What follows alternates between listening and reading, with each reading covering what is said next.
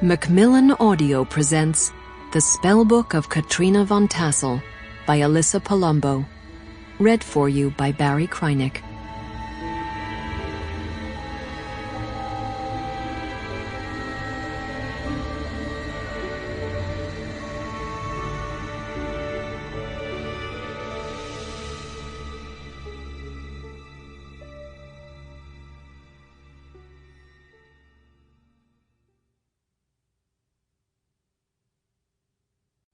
This sequestered glen has long been known by the name of Sleepy Hollow.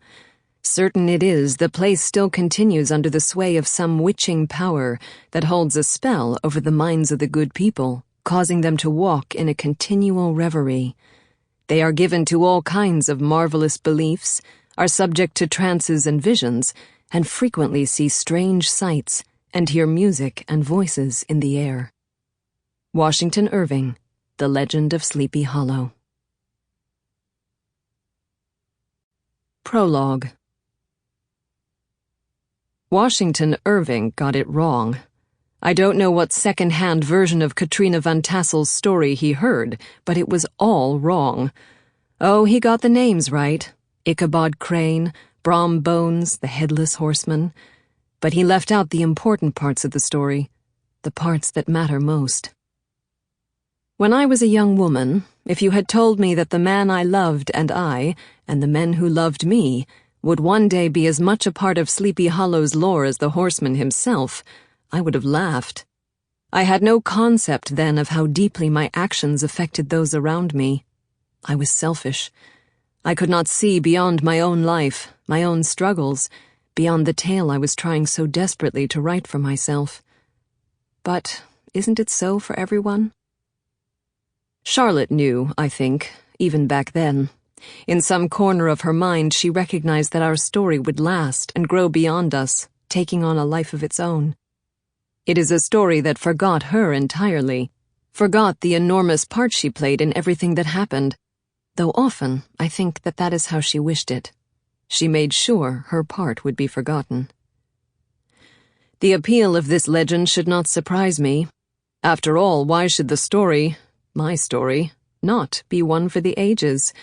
It has everything that a grand epic tale should have, even if the details have been lost. A romance between a handsome hero and a beautiful heroine, a jealous rival, loyal friendship, music, ghosts and demons, magic, and murder most foul. I have let the wounds from that long-ago time heal, letting the ghosts die and lie in their graves. I had to. It was the only way I could go on. And yet I will tell the tale all the same, because I would have the true story known at last. For all these years the truth has been known only to 2 souls living, but I have kept it inside long enough. Now you, too, will know the truth. Chapter 1. The Schoolmaster. It was in early summer of my 18th year that my destiny arrived, and despite my fancy for premonitions, he took me quite by surprise. "Katrina!" my mother's voice called, summoning me from downstairs. "We've a guest. Do come down, dear." I rolled my eyes and put my book aside. We always had a guest, or nearly so. My father was the most prosperous farmer for miles around, making him Sleepy Hollow's unofficial lead citizen, and as such we often entertained our fellow townsfolk in addition to travelers passing through.